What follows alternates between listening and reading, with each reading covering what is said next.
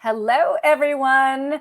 My name is Allison Zmuda, and I am so thrilled to have a conversation with two of my fearless and famous colleagues, Bena Kallick. Wave hello, Bena. Hey. That's right. She also just got a text. Good timing. And Art Costa. Welcome, welcome. Fantastic. And Good to we be here. three are co-directors of the Institute for Habits of Mind. And we're also gearing up to start celebrating our 30th anniversary of the Habits of Mind. And as they continue to transform the thinking of so many over the course of 3 decades, one of the areas of interest that Bena, Art, and I have is to start stepping back and sort of reimagining, reclaiming, re-envisioning what some of the habits are based on some of the research that has been happening, as well as sometimes the phrasing that gets dropped out of some habits of mind. So we're launching with the idea of questioning and posing problems. So thank you so much for people that are joining us live. We're just so excited for you to start engaging and interacting in the conversations. And we'll also just clarify that if you have a question around questioning and posing problems, start to enter that into the chat. But as we continue to have a conversation, we'll go ahead and continue to update that with your questions. So, and great. Thanks so much, Pat. Love that you're here live and again, engaging in that conversation. So as we start to think about questioning and posing problems, one of the things that we start to see often is that the questioning gets a ton of airspace. We start thinking about questioning and posing problems. We start thinking about inquiry and the nature of crafting good and powerful questions to generate or stimulate interest.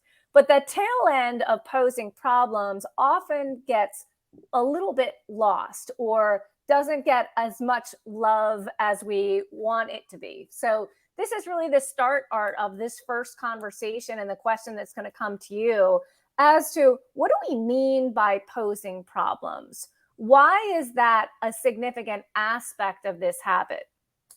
So Art, kick us off. Well, it's important that we do a lot of pre-thinking about a problem rather than trying to just rush to solving it. For example, what kind of a problem is it? Is it a political problem? Is it a historical problem? Is it a math problem? So that you need to categorize where the problem lies and what kind of discipline. I think another thing you have to do as part of it is think about what do I already know about this problem? In other words, drawing on past knowledge so that we don't spend a lot of time repeating what we already know, but that the problem becomes fresh and new. I think we need to think about where the problem lies. Is it out there someplace or is it within me? For example, some problems arise because I'm afraid that I won't be able to solve them, or I've had a history of failure with these kinds of problems. So I'm afraid, I'm fearful, and that enters my thinking. So we have to take a look at what are the dispositions that I bring to this problem, and that will affect my solution to the problem. It'll affect who I work with on the problem. It'll affect where I go for information. And so I want to stress again what Allison said about the problem posing is one of a great deal of time that we need to spend. In other words, the posing of the problem, sometimes we forget that that's an integral part, and we try to rush to solutions rather than spending enough time exploring the circumstances under which these problems exist. It's such a great start into the conversation. And again, for people that are just joining us, this is designed to be a live question and answer conversation. So please, if you're interested in submitting a question, go ahead and do that in the thread below. And this also gives you a snapshot into the beautiful conversations that Art, Bena, and I have on a regular basis. So we're giving you a window into our world and engaging you to join the conversation. So Bena, as Art started to describe the notion of posing problems, he started to think about the notion of like, how is the problem situated or classified? So from a resonance point of view, when it comes to posing problems, how do you lean into it, whether it's an extension or another perspective on what Art take? Well, I think, first of all, I'm really happy that we're here to be with everyone. And I think that when you said that they can have a window into the way that we start to think together, and maybe more accurately, the way we muddle through our thinking together. Excuse me. But I think what Art was saying, really, to me, it was very important to consider. And it seems like the idea as to what's going on internally is really a whole interesting question. It's kind of like, is this a problem I have? Or is this a problem that a group is having? Is there a bigger picture to this problem? And is there an urgency to it? Do I experience that urgency, or is that something that I'm just sort of doing and others don't experience it? So I think in today's world, we continually are confronted by so many problems. And I think it's really interesting to begin to think about, um, what are we really talking about when we're saying posing problems? One of the things that I think is very interesting is that it's generative. Posing problems is often a very generative state. It means that, it's not a problem. In fact, we struggled with this in the last conversation we had. Do we want to say problem posing or posing problems? And one of the things we came to was problem posing assumes there's a problem, but posing problems, plural, means there's more than one. So I guess that's kind of interesting to me, how we lean into what the generative nature of this is, just generating lots of problems.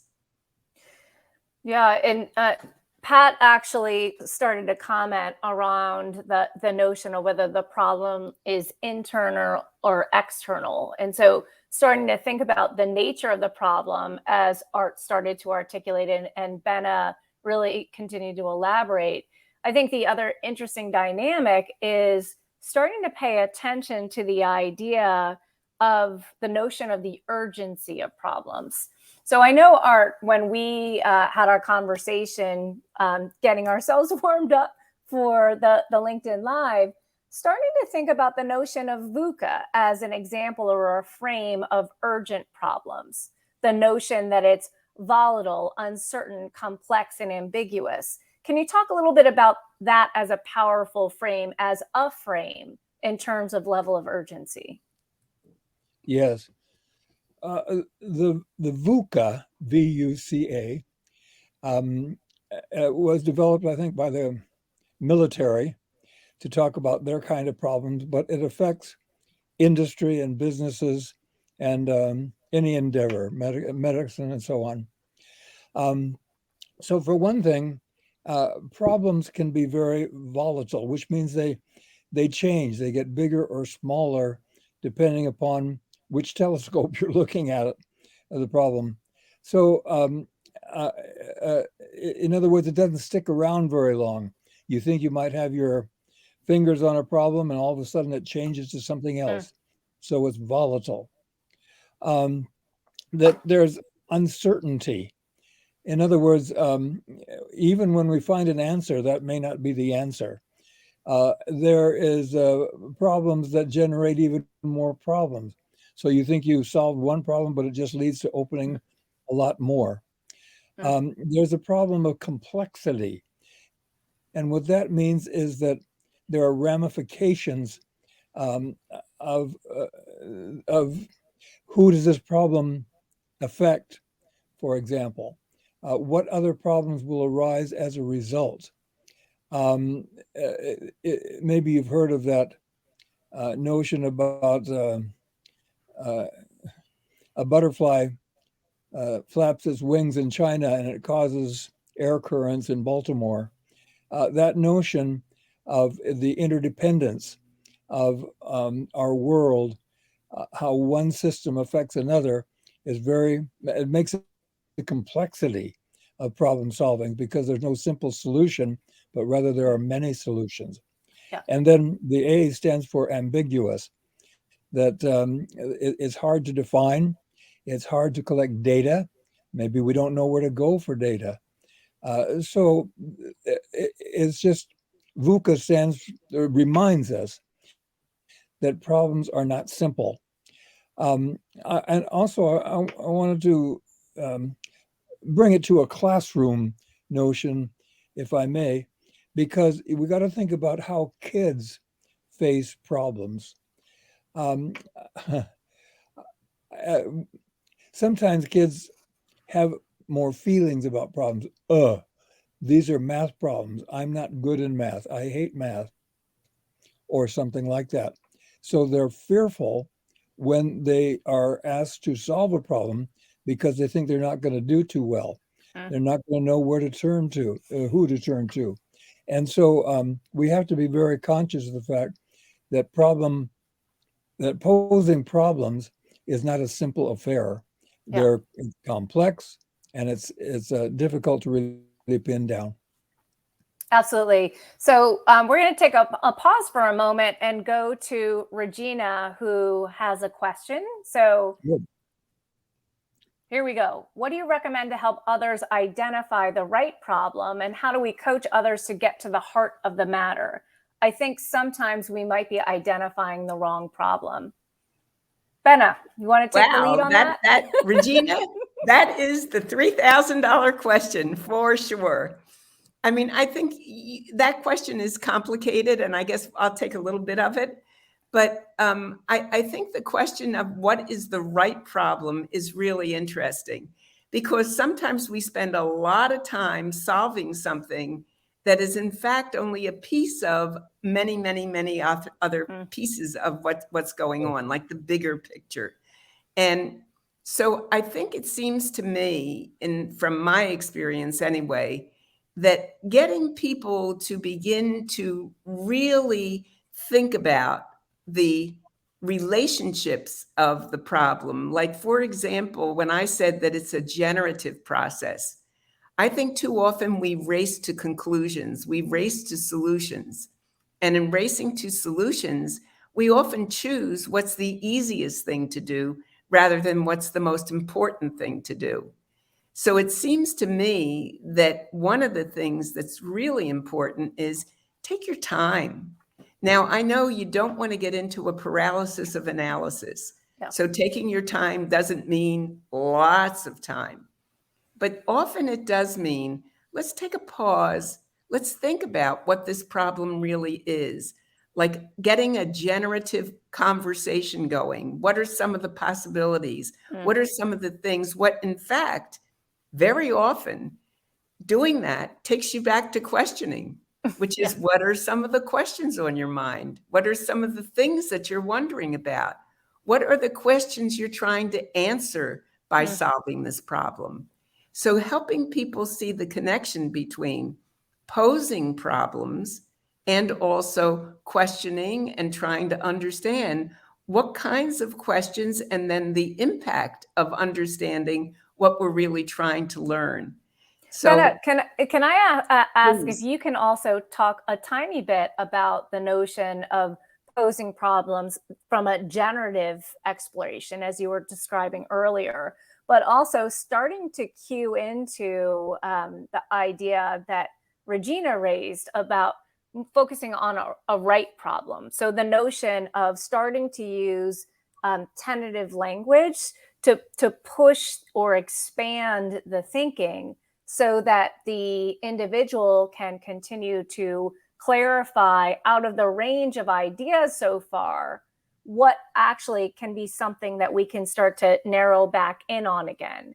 So just the role of tentative language in terms of that prompting guidance. Well, it sounds like you started doing it, Allison. Why don't you just key in on that?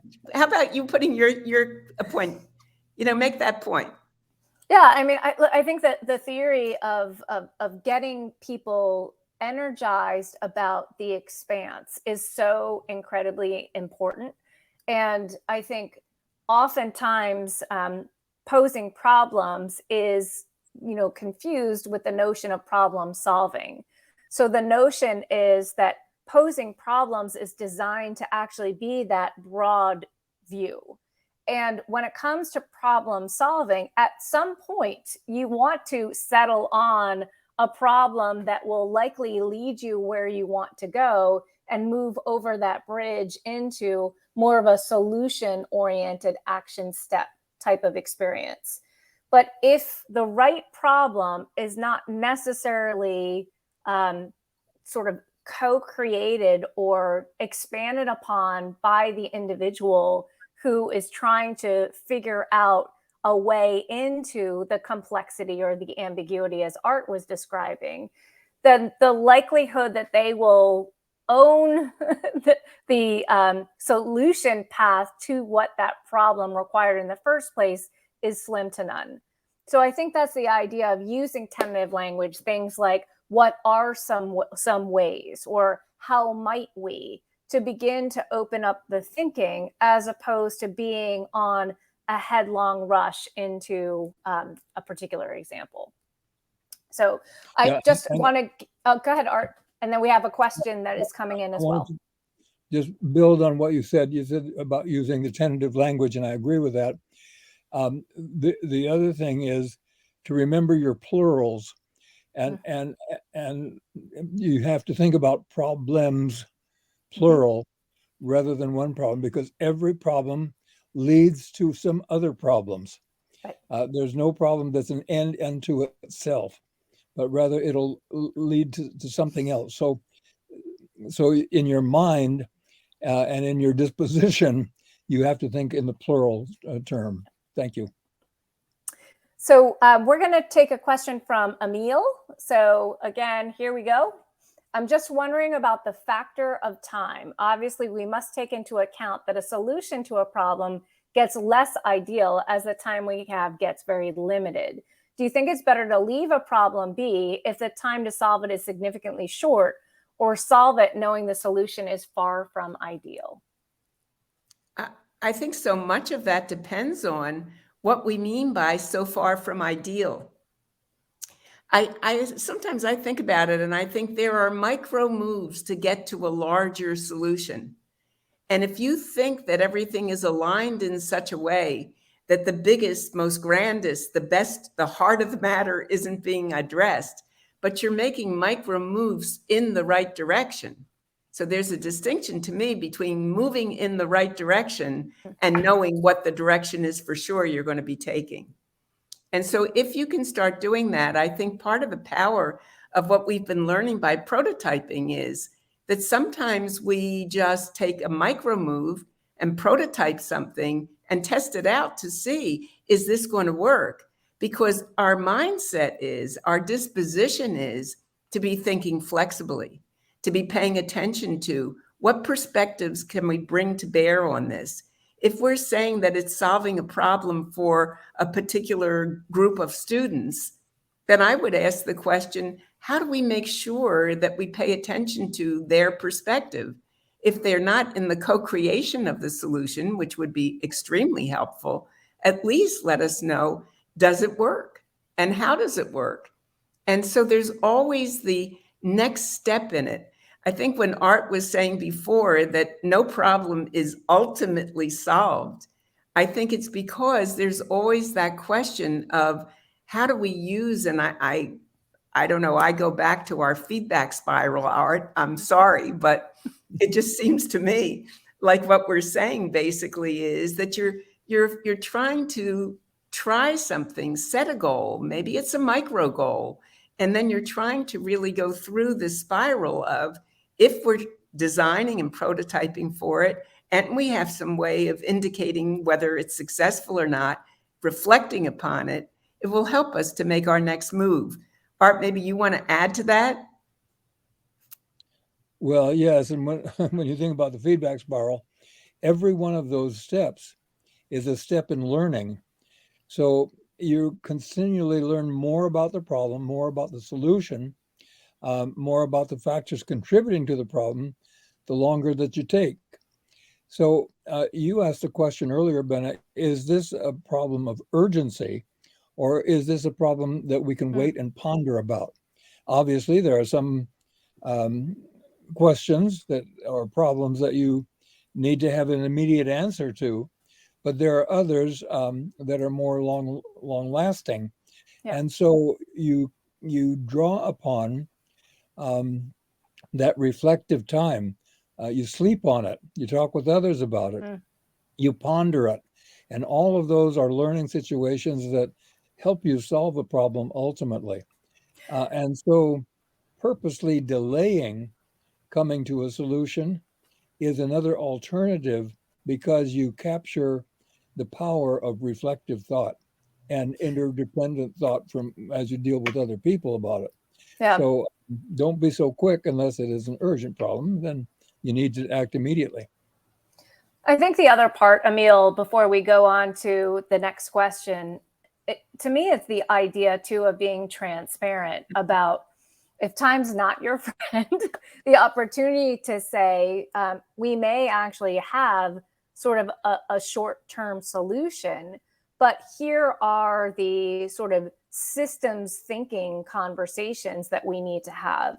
So again, starting to clarify if this is a temporary fix to a problem that continues to merit more thinking and questioning and posing problems on, then you're continuing to put that in the mind of whoever you're working with, whether it's students or colleagues or what have you.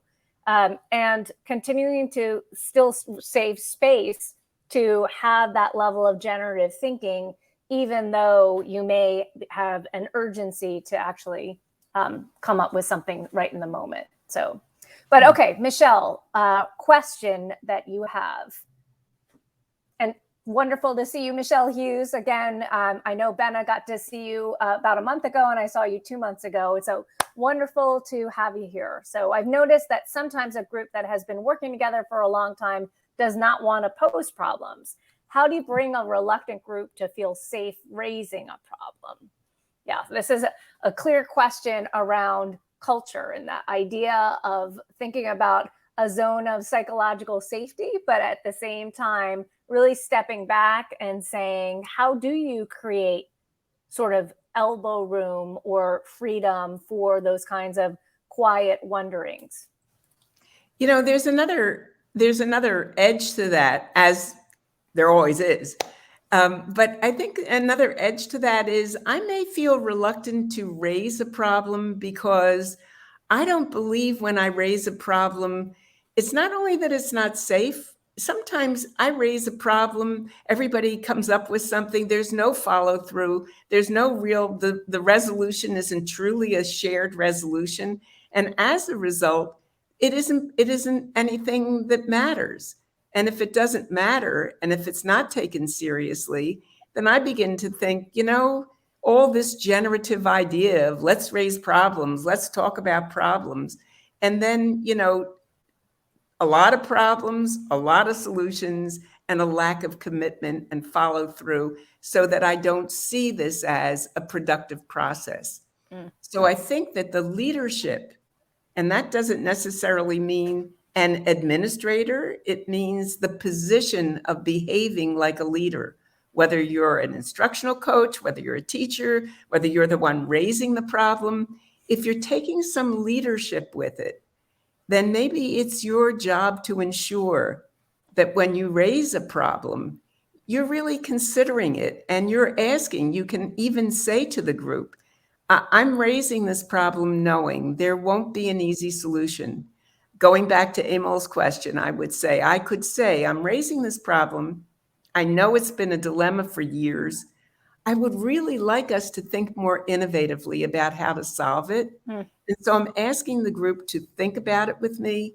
Let's consult with one another. Let's try to understand it. And let's really see if we can try to do something and take some action that will make sense.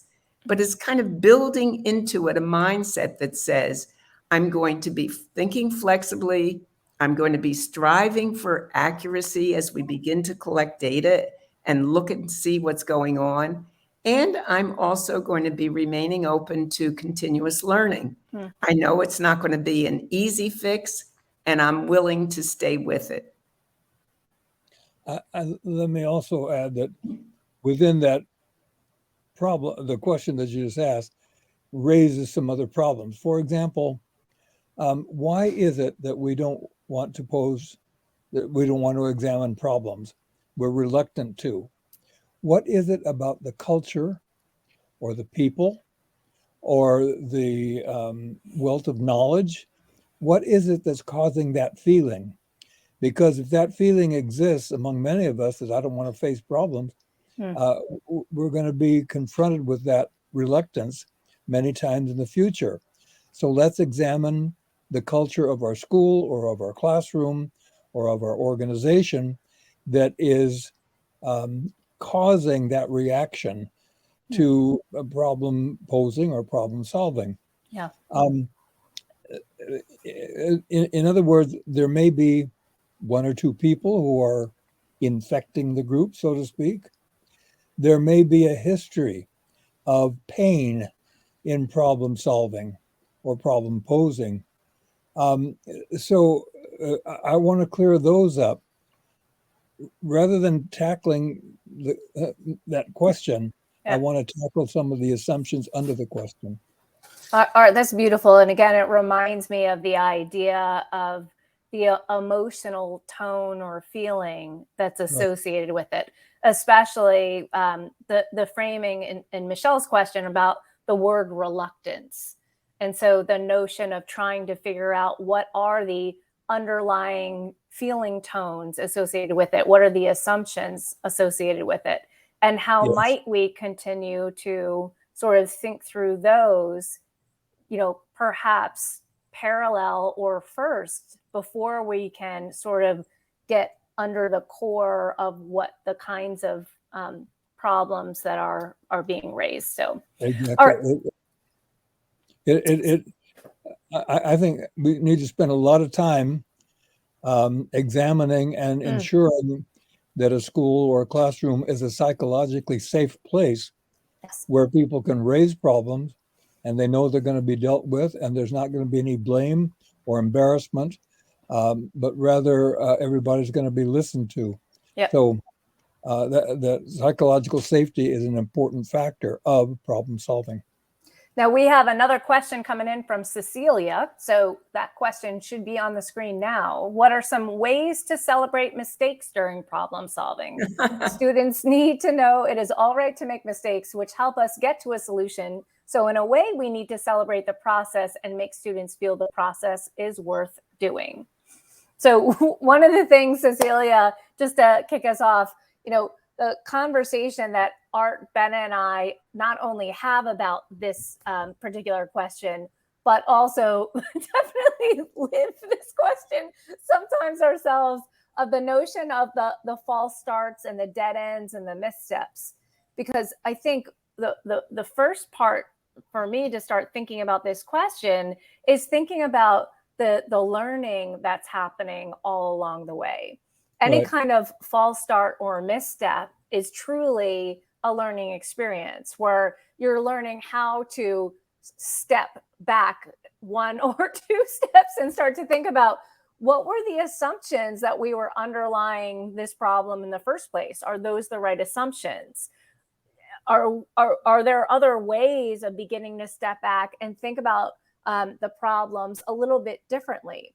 And so I think the notion of when we get so tied up in the solution path, often we can get very narrow in focus. Like we say that we are doing this, then this, then this, then this.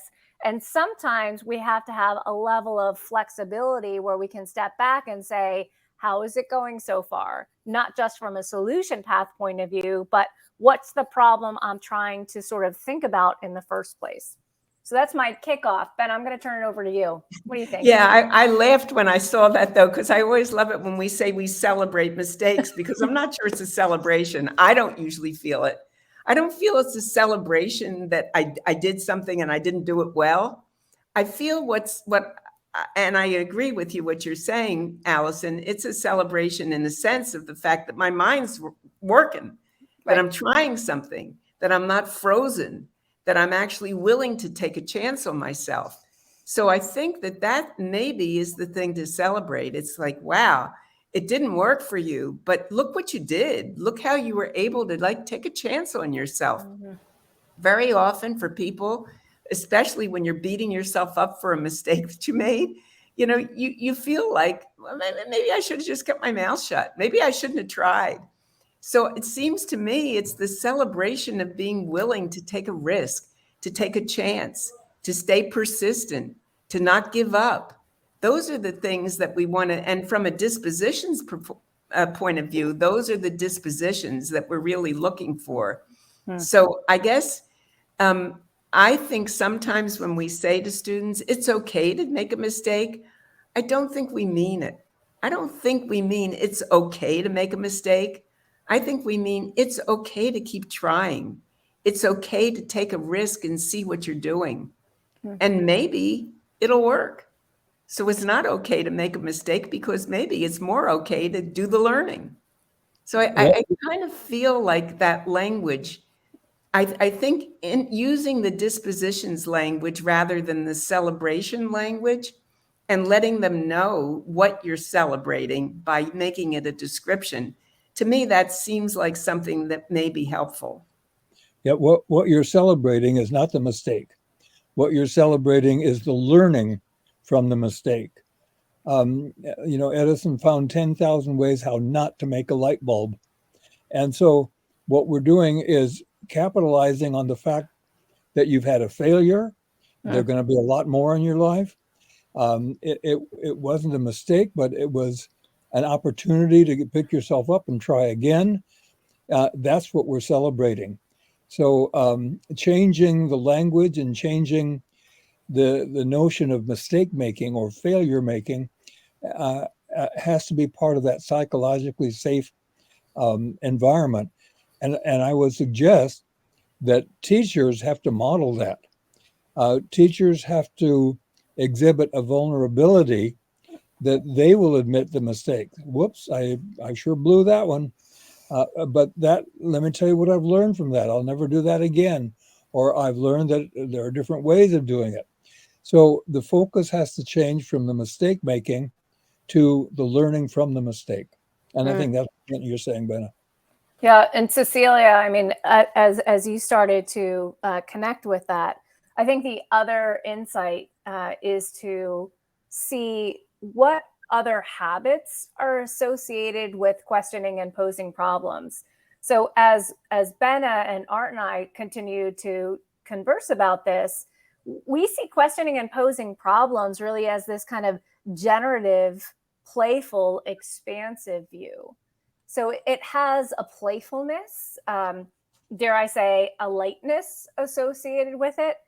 But if it starts to feel like it has a heavy weight associated with it, where it's starting to go into the territory of that kind of solution, fixing, clarification, attention to detail piece, it's another way of interestingly sort of cycling back through how do the habits you're using to connect with questioning and posing problems give you insight into the space that students can continue to feel that it is truly a learning experience in multiple domains. But a next question is coming from Angela. Here we go. Oh, Angela, you're back. Good to see you. So thank you for the opportunity. I hear you say that posing problems carry prior experiences, misconceptions, etc. In that case, the question formulation brings information about the student's thinking. What do you recommend for helping children formulate high quality questions that bring the most from the student's mind?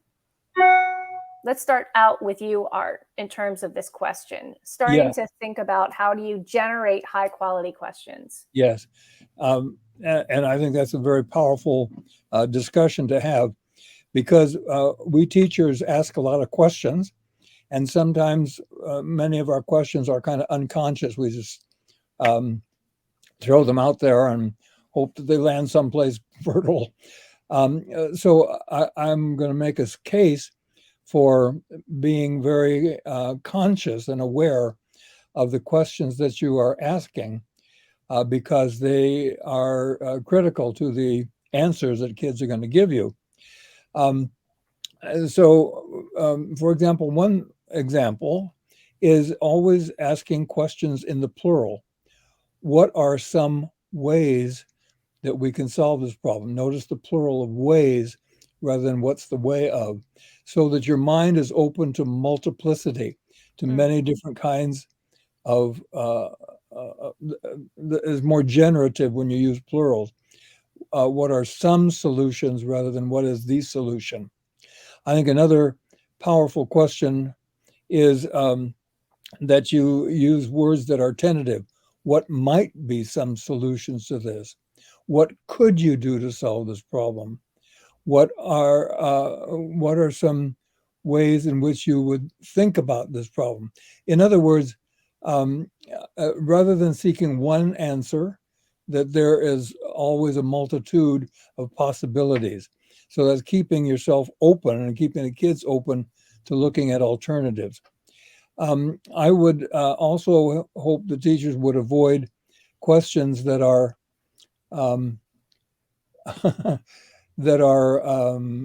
well, for example, rhetorical.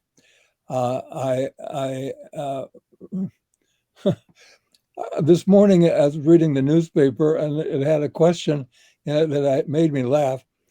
The question was, who wrote the autobiography of Malcolm X? In what country is the Great Wall of China? How long was the 7 Years' War? I mean, these kinds of questions, we laugh at them, but they are being asked, and I'm saying being conscious of those questions and resisting them. So questions that take more than just a yes or no answer.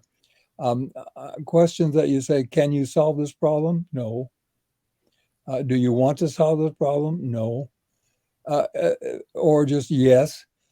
So questions that would make people think, what is it about this problem that intrigues you? Now, see, that's much more open-ended, and it involves a much deeper search. So asking powerful questions rather than just simplistic questions, I think is very important, that we as teachers need to model those. I think Angela asked the question, and the question in the question is a very important question, which is your intention. Because her question said, if I have the intention of helping students to formulate questions at a higher level, or to formulate questions that are more powerful, then, how do I do that? So what you're saying, Art, is number one, you model that for sure by asking those kinds of questions yourself. But I think also what's really lovely about the question, Angela, is that the most important thing is that as students are asking questions, you coach their questions so that they start to elevate them. So that if they're asking something, you start to give them some language for how they might then reconstruct and reconstrue the language of it so that it becomes a more open question and at a different level. So it's your intention as a teacher to always be drawing out the thinking. And I know that's the case for you, Angela. Great. Next question is coming from Mary. So we can get that up on the screen. So good morning, good evening. She's from 21K, which is fantastic. A school that Ben and I have been privileged to work with for Habits of Mind. So I am an ESL facilitator. How can fostering a culture of open-ended questioning and skillful problem posing in education and beyond lead to the development of more agile and innovative minds. So thank you, Mary, for posing that. Who wants to go first? I mean, it's a beautiful question. Yes, it is. Well, like I'll take a shot, and then Art will come to you next. The interesting dynamic of that question, Mary, is that it's so connected to many profile of a learner, vision of a graduate statements, where we are aspirational in our hopes to create agile, skillful problem solvers, innovators, creators. And then starting to step back and think about, how do we create meaningful opportunities for students to actually engage in those experiences? So for me, I think the first part of it is starting to think about, from a design point of view, what are those moves or those moments, both curricularly and co-curricularly, inside of school and outside of school, where students can actually wrestle with thorny, interesting problems, issues, challenges, and ideas that merit that level of thinking, so that they can not only do that, but also do that in a time space where they actually have elbow room, going back to Emil's earlier question, where that they actually can start having a level of agency and ownership by starting to have that wide berth and expand into a level of questioning and posing problems. But then they have an opportunity to investigate, to actually pursue that line of thinking and continue to collaborate and connect with others in relation to that problem. But Art, you take a shot at it. Yeah. A couple of things. One is to teach kids exactly what we've been talking about, to invite them to ask questions, and then to talk about those questions and what makes them powerful. And this can be done very early. If you have not already seen the series from Wonder Grove on the habits of mind, there's one of the lessons, one of the videos that does exactly that. It focuses on the power of asking more powerful questions and what that yields. So I think that's one, is teaching kids what makes a question powerful and how to ask more of them. Secondly, I think we have to think beyond just one classroom. You don't form a habit because of one semester or 1 year in a classroom where a teacher uses them. We're talking about creating a culture of a school and a home that these habits of mind are visited and revisited repeatedly over a long period of time. This is something we call attention density. And what that means is it's not just one experience with the habits of mind, but it's the repetition, the power of applying them again and again and again, and seeing the research. And so it's more than one teacher, but rather you have to have a staff, so that as kids go through the grades, they encounter the habits of mind repeatedly over and over in many different situations and with much intensity. So they really do form a habit over time. So we're talking about a school culture rather than a classroom culture. I just want to add one last thought to that, because it's been a rich conversation. And I would just say that there's nothing that makes a person, a student, us as individuals, makes us feel more excited about the idea that our question, the posing problems that we created, the ideas that we came up with, the kinds of questions we were trying to answer, that we actually took it to action and something happened as a result. Yeah. So that's, to me, I think when we're thinking about developing the agile, innovative student through questioning, I think the more we can also make sure that we give them the opportunity to not only pose the problems, but also to take some of their innovative ideas and their solutions and bring them to action so that they see the full cycle of what it means to be a questioner posing problems in this way. So it's interesting as the conversation has gone on. Mary actually has a follow-up question from her students. So she said, actually, some of my students wanted to meet the champions who drafted the Habits of Mind. I'm asking on behalf of them, how did you come up with the 16? Hey, I love being thought of as champions. That's the best idea. Tell them thank you. So you do have the superhero capes to prove it from your 25th That's right, anniversary we do. celebration for Habits of Mind. Well, first of all, there really are a lot more than 16. To think, for example, vulnerability might be another one. Gratitude might be another one. So we didn't really stop at 16, but we said, hey, how much can a teacher or a school handle? And 16 was a big dose. And we've often been criticized that people can't handle 16, that our brains are capable of dealing with only 7 variables at a time. and so we had to stop someplace. But we never have said that there are only 16 habits of mind. There are 16, and we find that very useful, but that many schools have adopted even more.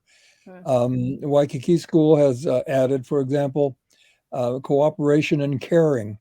They say not just humor, but also joy. And so this is not a fixed list, but a malleable list, one that you can add to, and we would encourage people to add to it. The notion is that learning is not finite, but learning leads to many other benefits. So keep it open, keep searching, and let us know if you add some more. We will celebrate that.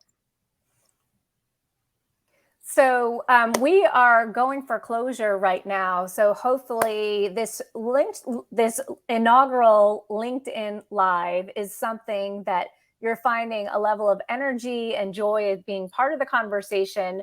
Our next LinkedIn Live is actually going to be September 14th at 7 p.m. So we're excited about that. So stay tuned to another invite. And that one will actually be focusing on responding with wonderment and awe. The other quick heads up we want to give is the opportunity to actually spend some time with us in person. So stay tuned as well. We are going to have a Habits of Mind conference in California early April. So if you're not already part of our subscriber list for the IHOM community, definitely you want to go ahead and join that list so that we can continue to update you, not just on our LinkedIn Lives, but all of the other cool things that we're doing at the Institute. So it's a privilege and a pleasure. Any last words, Bena? No, I hope that we get to meet all of you and see all of you. Many of you are friends, and many of you will become new friends. So this is lovely, and thank you for joining us. Yes. And Art, I want to, by the way, end with the story that you were going to tell us about Isadora Rabi, because I thought that would be a beautiful way to end. So yes. Go ahead. Well, Isadora Rabi, he passed away a few years ago, but he is a Nobel Prize winning physicist. And he tells the story of when he was growing up in the ghetto of New York. All the little kids would come home from school and their mothers would ask them, so what did you learn in school today? But Isidore, when he came home, his mother would ask him, Izzy, what good questions did you ask today? And Isadora Rabi suggested that the reason why he became a scientist and the reason why he won the Nobel Prize is because he was valued more for the questions that he was asking rather than the answers that he was giving. And so to all your teachers and parents out there, value the questions as well as the answers. Thank you. That's a beautiful way to end. Thank you so much, and we'll see you soon. Take care.